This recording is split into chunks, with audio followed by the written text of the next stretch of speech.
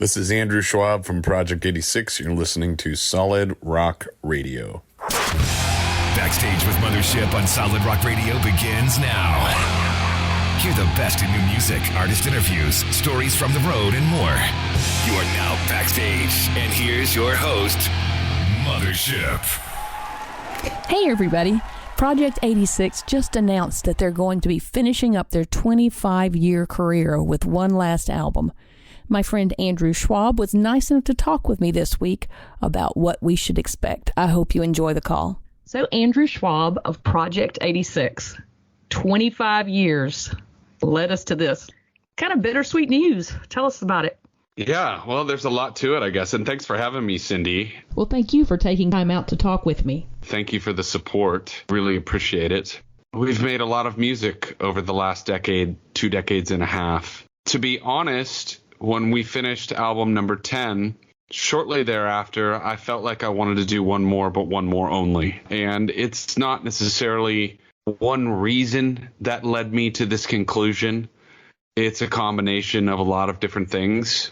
Obviously, it's bittersweet in the sense that there's an end in focus. However, I don't see it as very near in terms of the horizon yet, because we have so much more work to do in terms of writing and recording and releasing this final album and piece of music, as well as doing all of the things that we want to do to get out there into the world at large, to say thank you to everyone who supported the band for so long and so many years.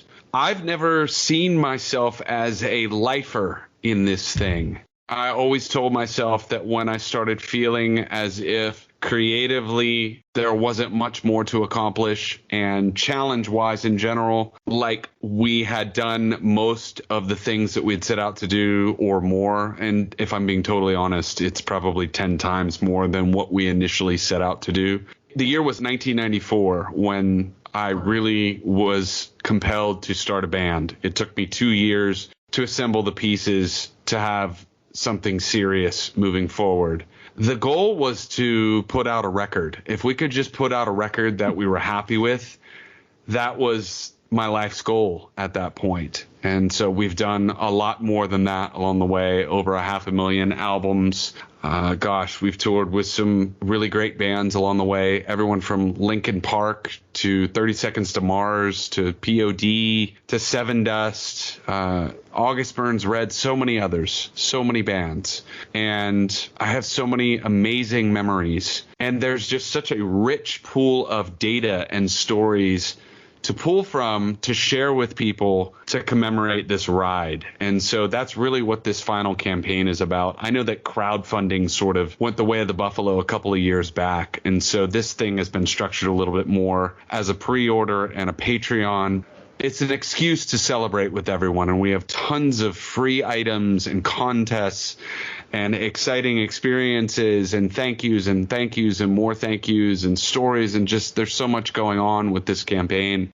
It's hard to summarize it even in a 30-minute monologue, but it's very exciting. And everyone listening, if you've been inspired at all by this band, or if you're even intrigued by Project 86, you can visit us at project86.com and find out more about the pre-order campaign, the fund, the Patreon, and all of the things that we're doing to commemorate a 25-year career. Album number 11, which is seemingly an odd number, but when I looked into it and thought about it, and I've been thinking about it a long time. Number one, there's a scene in This Is Spinal Tap where Nigel Tufnell, played by the immortal Christopher Guest, the guitarist for Spinal Tap, is showing his amp and guitar collection, and he comes to the Marshall amp that has the knobs that all go to 11. And that scene is so iconic and amazing, and I just thought these go to 11. That's perfect. Wow. And then the other thing that's interesting is the band that really got me started, lit my fire as a kid for music, was the Beastie Boys in 5th or 6th grade. That was the first time I became a real fan of an artist. And they put out 11 albums. We actually released, and I didn't even know this was happening, we released this final campaign on the date that their second album was released, which happens to be my favorite Beastie Boys record, and that was Paul's Boutique. And so there's a lot of strange omens coming together. So tell me a little bit more about the band's history. The band, as I mentioned, technically started in 1994, but it wasn't a full-fledged band for 2 years later. It was spring of 96 when I can say that Project 86 began as a band. But the idea for the band started in 1994, and it really began when I went to 2 shows that year. I went to see the Beastie Boys for the first time in my life. I had dreamed about seeing them since I was a kid, and finally was able to see them on their 4th album tour, which was Ill Communication. I saw them play at Cal State Dominguez Hills, and it changed my life. And then I also went to a show that was at a small club in Orange County that was a collection of hardcore bands and rock bands. And I remember Plank Eye was one of those bands. There was another band called Focused on that show. And it was some of the early beginnings of the scene in Orange County that had Christian heavy music and rock as its focal point. And up to that point, I thought the idea of Christian music was ridiculous. Was just the worst idea ever. But when I went to that show, I saw that you could be a person of faith and still approach music and playing music in a legitimate sort of way. And so the fire wasn't just lit inside of me to start making music. It was to make music that was honest in terms of a reflection of the things that I believed wholeheartedly and still believe wholeheartedly, but do it in a way that didn't put off those that were outside of the circle. Meaning not just make music for Christians, make music that anyone could appreciate and approach the lyrics and everything else in such a way that it was legitimate. And that's always been the goal. And we spent years on a major label on Atlantic touring with only quote unquote general market bands. We've also played a ton of shows over the years in the Christian market, and we have a cross-section of followers to this day, both that fall inside and outside the sphere of faith, which I'm proud of because it says something in terms of our goals. We were able to accomplish that goal on the way of making music that appeals to a broader audience beyond just the Christian realm. Well, tell us about some of the final songs. Have you already got some stuff together? And so before we launched this final campaign on July 25th, 2021, we had written a good 6 to 8 songs. Am I married to any of these songs? Not yet, because I feel like the best songs are to come. And if it's going to take writing 50 songs to get the best 11, and I really think it needs to be 11 songs on the 11th album, we will probably record at least 1 or 2 B-sides and probably another Christmas song as well to wrap up our Christmas total at 10. So there's a lot of music in the works, but I would say that we're early in the writing process. However long it takes to make the right songs, it's going to take. It may come together quickly. It may take 6 months. I don't know. We're going on faith here, and the fans are going on faith. I don't really like the word fans, but our supporters are going on faith in pre-ordering and being a part of this campaign, and we're offering all kinds of free motivational things to back this campaign for people to pre-order and to be involved with the Patreon. We discovered 10 demos from our 3rd album, which was one of 2 Atlantic releases. Our 3rd album, Truthless Heroes, we rediscovered 10 lost demos that have been lost for 20 years. Some of the demos actually are better than the album versions. And also a notebook of all the lyrics and thoughts from that album, about 60 pages worth, a small book, PDF. Everyone's getting that for free, and we have more free items that are coming down the pipe. You spend $50 or more, you get the demos. You spend $100 or more, and you get a piece of Project 86 history, a physical piece. I have everything from Afro pics from Cornerstone 2000 to old tour posters to out-of-print CDs to tour laminates that are from decades ago, all kinds of memorabilia. And so you got a storage unit with all this in there? We have so much stuff. Old photos. Just so many things. Wow. And so we're just starting to unleash all of it. We just ran a contest as of this recording yesterday to win a turntable and a Project 86 slip mat. And we'll be releasing more and more fun tech contests like that. We've got more turntables that we're giving away, headphones that we're giving away, all kinds of stuff to motivate people to get on board with this thing. And our Patreon has a bi-weekly podcast talking about the process of writing the new album, the history of the band, stories. I'm writing a book that encompasses the 25-year history of the band. Got 3 different vinyl sets at this point. There may be 4 or 5 when it's all done. All kinds of new merchandise. Experiences. We have one experience that people can purchase where they can be the 5th band member of the band for a day and actually come on stage and sing or play a song with us. We did that on our 20-year campaign, and it was amazing. A lot of fun. We had guys playing drums on songs. We had one guy who played the Spy Hunter on stage in Ohio, and we were totally nervous about that, and he killed it. Like, just killed it. Ruled. We had a bunch of different guest vocalists who came on stage and sang songs. It was just out of control. And so it's worthy of 25 years, the final album, pulling out all the stops, and everyone's going to be stoked at the end of the day. We have more free things we're giving away to everyone along the way that people are going to get really stoked on. So I'm really excited. Backstage with Mothership returns after this. Miller Express LLC is a Solid Rock Radio business ministry partner specializing in delivery, setup, and relocation of storage buildings. More info by calling 803-300-7594. Check us out on Facebook at I'm with Mothership. Well, let's talk about the final shows. You're going to have some tours, I know. You're planning on doing some in the U.S. and overseas. What are you looking forward to? The ideal setting here, and we have this structured so either promoters, festivals, or fans of the band can book the band through this final campaign. And so I imagine we'll have a handful of shows that are either private type shows that we do at people's houses or whatever, and then some festival dates. But ideally, what we would like to do is play all the places where we know we're going to have a great energy in the room. And there's a handful of markets in the U.S. we know we want to play probably a Dallas show. We probably want to play a Minneapolis show. We probably want to play a Chicago show. Well, at least one show in the Pacific Northwest, at least one show in Southern California, several shows on the East Coast, one in Columbus, Ohio, for sure. Just to hit all of our major markets one more time where we know we have a good, solid base of people that support the band even to this day. And then hopefully make it overseas as well. We know that we're going to be hitting Germany one last time. And while we're in Germany, we definitely want to hit a few other places across the Atlantic Ocean. And who knows, maybe we'll make it back to Canada. Maybe we'll make it to South America finally. Maybe we'll make it to Australia one more time. The doors are open, the options are open, and we will be hitting all of our favorite places across the map, across the earth, across the globe that we can. Talk of an Alaska show as well, which would be the only state that I personally have never visited and would be the 49th state that the band has played in. We need a show in Hawaii, we need a show in Alaska, and then we can say we've played every state. Yeah, that needs to happen. Definitely. Question about the new album. Is it going to be heavy? There's always a delicate balance between making the record that I want to make and making the record the fans probably want us to make, right? Mm-hmm. And the best moments in the history of this band are when those two ideas converge, right?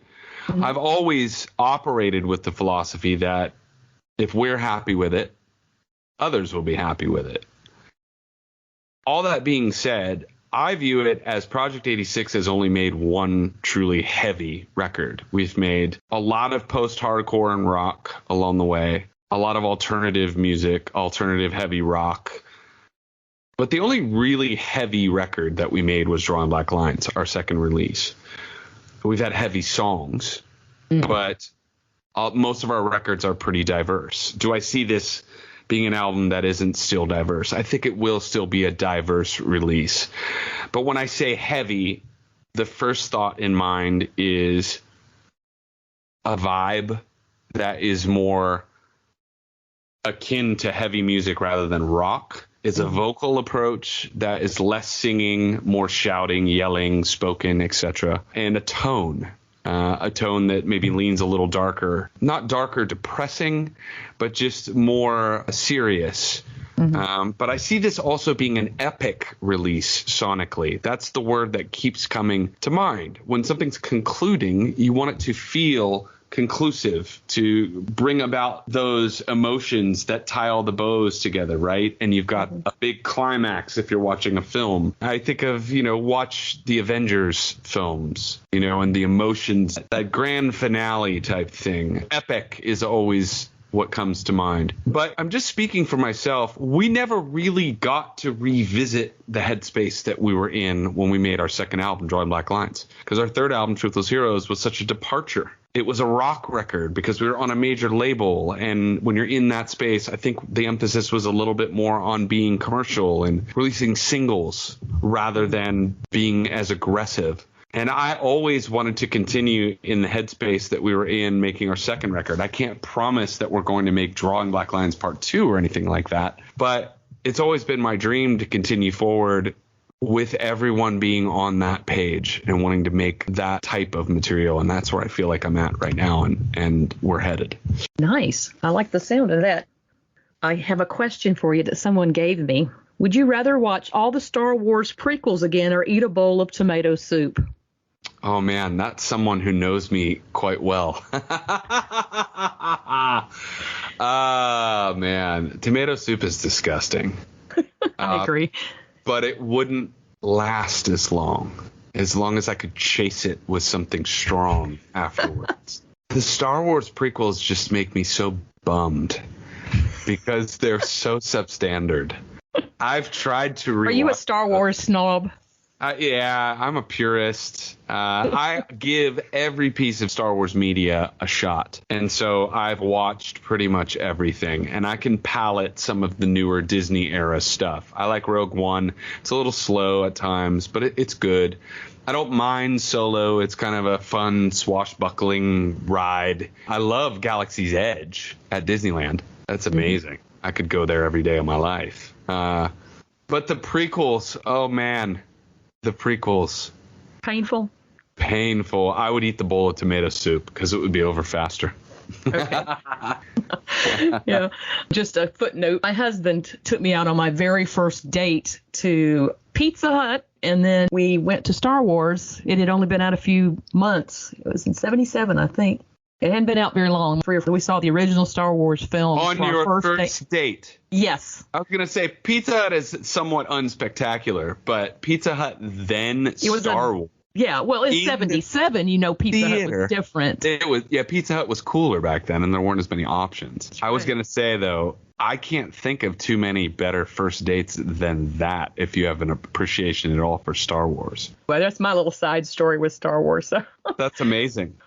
Is there a song that is a Project 86 song that still makes you emotional when you play it or hear it? That's a great question. Unfortunately, over time, the more you play songs, the more difficult it is to connect with the original emotions because of just the repetition and time passing, right? And so inevitably, more recent songs are a little bit easier to directly connect with the emotion and headspace that you were in when you wrote them. And so that's kind of a general answer. If there was a song that I could choose that would produce an emotional response, even though it's not one that we play live, but I know that it would. There's a song on our most recent album, Sheep Among Wolves, called Copper Wish. That's never been one that we've played live, but whenever I listen to it, it's very easy for me to get back into the emotional headspace. I would imagine that during our last performances, it will be much easier for me to get back into the headspace because it will be the last time. Check us out on Facebook at I'm with Mothership. This is Andrew Schwab from Project 86. You're listening to Solid Rock Radio. What has been the most rewarding part of this career? That's a very easy answer. However, the answer has changed over time. It used to be the satisfaction of being on stage and playing for a large crowd of people who know the words to your songs and who are passionate in singing them back to them. That's obviously extremely rewarding. Over time, the answer to that has been the depth of the relationships that we've been able to build along the way, using the music as the bridge with the people, the supporters. I don't like the word fans. To me, it's a little bit demeaning. It's like saying that someone is beneath you or something. I use the word supporters because it's people who are choosing to spend their resources or their time or their energy or their focus on us when they have all of these other options, right? Mm-hmm. But it's these relationships with people. And even in launching this final campaign, I have peers who are in bands who are looking at the things that we're doing going, how do you do this over and over and over again? In terms of receive this groundswell of massive support that's almost mind-boggling. And it's just a testimony to the rich relationships that the music has fostered with people. And that is so cool, to meet people face to face, to read a social media message or story, or to receive an email from someone whose life has been impacted in a profound way by the art that was made. That is the most rewarding thing, and it never gets old, and you can never get enough of it. Amen. We're going to talk a little more in detail about the final campaign. I went over it and looked at it. I'm like, oh my gosh, look at all these choices on these packages here. Great shirts, by the way, too. Who does your artwork? Thank you. It's not one designer. I have one friend who lives in Indonesia who's a fantastic illustrator who worked on a couple of the designs. I have another friend who's in Nashville who worked on some of the other designs and artwork. And I guess I should give those guys shouts, Tony Mitty and Austin Cox. I had the benefit of working with some really talented visual artists over the years, and that continues to this day. I sat there and was like, all right, I want that shirt. No, wait a minute. Maybe I want that shirt. I still haven't ordered because I haven't figured out which one I want yet. Well, you have time. I got plenty of time. Pre-order will continue until the album is finished. Yeah, really good stuff. Thank you. But what jumped off the page at me was, we will not go quietly into the night. And boy, you're not. Yeah. I mean, first and foremost, it's a celebration of a 25-year journey. And so I wake up every day thinking, how can I make people excited? How can I make people stoked? Not just that we're writing a new album, but that this has been a ride together to celebrate and look back on and cherish. It's no different than, say, when a child graduates college or high school, moving on to the next phase of their life. You know, it's a celebration of all the growth of the journey and all the ups and downs and all the things and experiences that have been accumulated along the way. There's a lot to put into it and a lot to get out of it. Yeah. If you want to just get a download, if you want to get a shirt, if you want to get all the shirts, like you said, the experience of being on stage, you have something for everybody in that campaign. Any fan should be able to find something that's on their level and be part of it. And we'll put all those links on our Solid Rock Radio page and let people click over there and take a look at what you've got going on. I cannot do an interview without asking, what are your favorite road snacks? Road snacks. That's a great question. So this is another thing that's evolved over the years, right? And so as I've gotten older, I'm now in my early 30s. I started this band when I was 7. Wait a minute. I don't think that math is working for me. As I've gotten older, the snacks have become increasingly more healthy. So I would say it's probably a different answer now than it would have been 15 years ago or 10 years ago or even 5 years ago. So now I'm trying to think. Now, you say road snacks. I'm kind of thinking like when you're in the van or the bus and you're going down the road, what is like, you're like, I've got to have this beef jerky or sunflower seeds goes somewhere totally different now. So it used to be like that truck stop thing where you're finding snacks at the truck stop because you're on the road. But we have flown to so many shows in the last 6-7 years that my mind now goes to the airport. Like, what airport kiosk or shop do I want to go to find snacks? And it's a totally different type of environment and selection. If there's a Starbucks or like a coffee bean in an airport, I'm always going to get some sort of matcha green tea drink. I'm addicted to matcha green tea. I've given up drinking coffee. I don't drink coffee anymore. So to get the little bit of charge, it's always green tea. And if I have the choice between like the regular green tea, I'll order like a Japanese hot green tea when I order sushi. If I see a Starbucks or a coffee shop, I'll get a matcha drink. So that's number one. The other snack that's always my go-to, and it really just depends on what brands are available, is some sort of chips, whether it's potato chips, corn chips, whatever. Some sort of bag of munchy, crunchy chips. And I'm known to try every new thing, but I don't buy the like Lay's and Doritos and the mainstream ones anymore that have all the bad stuff in them. I more gravitate towards something that's like organic and doesn't have like 80 different ingredients. And corn chips and hummus is always great. Anything that's like a veggie chip, I'll consider. The bigger brands like Kettle Chips make organic barbecue one that I'll buy if I see it at the airport. Hopefully that answers your question. I'm a snacker though, man. I love finger foods.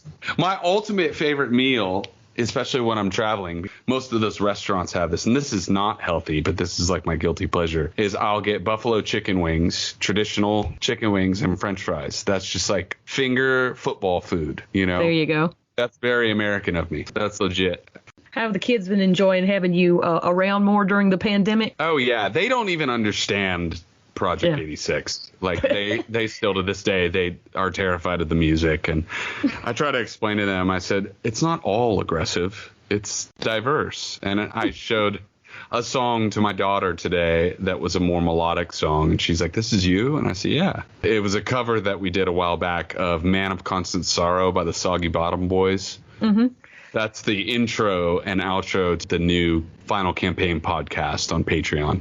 I should probably plug the Patreon in addition. We spent a lot of time plugging the pre-order. Let's talk about it. On Patreon, we're doing a bi-weekly podcast in studio video that's coming a little later on down the line, as well as the making of the album. So you're going to be a fly on the wall for every part of the making of this album, as well as hearing the music as it comes together. So it should be a pretty intricate and intimate look at every part of the process. It's just a lot more connective in terms of community. We just have ongoing conversations about all the different podcast episodes, and there's private conversations going on with each of the individual members and myself and the band. And it's a really cool connective way to approach this. And instead of slapping down a huge chunk of cash to support the band and meeting our goal to fund all this stuff, it's a monthly subscription. So it's kind of spaces out the support money. And we're using that to fund the recording and all the other things that we're doing. So one of the other things I should probably mention as well is we're doing a final music video trilogy. Oh, nice. And so that's yet to be written. And the book that I mentioned is yet to be written, and the music is being written. So we have a lot of work to do still. Mm-hmm. But we've got enough of a body of work that people feel comfortable supporting us and knowing that they're going to get quality products on the back end. So I obsess over everything that I put out. If I'm happy with it, hopefully you will be as well. I'm sure we will. Before we go, is there anything I have missed that you wanted to talk about? I just wanted to say thank you to every single person that's ever supported this band over the last 25 years plus. Every person that I've worked with, every creative that I've ever partnered with, every supporter of the band, every person that bought a t-shirt, every person that streamed or bought or purchased a record, every person that attended a festival that we've ever played, all of the other bands that we've toured with. There's so many. I can never begin to thank all of these people, but we're going to do our very best to do so over the next 1.5 to 2 years of this album cycle. And it really is in 1.5 to 2 years before this thing's going to wrap up. So it's not like it's over right now. Everybody is saying it's so bittersweet. And I keep saying, you guys don't understand how much more stuff there is coming and how much we have to work on between now and the next couple of years. So there's still a lot more to come. All right. And promise you're going to come back on and tell us all about it when it releases or right before it releases. I promise. All right. I promise. I have this recorded now. Okay. You just have to remind me. I will contact you as it gets close because I would love to hear you tell us all about what you ended up with on the album. Amazing. All right. All right. Well, I'm going to let you go. Thank you again for doing this, and you have a great night, and I hope to see you on the road. Thank you, Cindy. We'll be in touch shortly. Okay. Bye-bye. Bye. Thank you for listening tonight. Stay tuned for more great music all night long. Be sure to check out my I'm with Mothership Facebook page and Solid Rock Radio's website. Follow the link under shows to Backstage with Mothership, which will have the links to my guests' social media accounts. This show will be replayed at 4 a.m. Eastern Time. Past interviews available on podcast.solidrockradio.org, iHeartRadio, Apple Podcasts, Spotify, and on Pandora platforms. And remember this week, be kind to one another.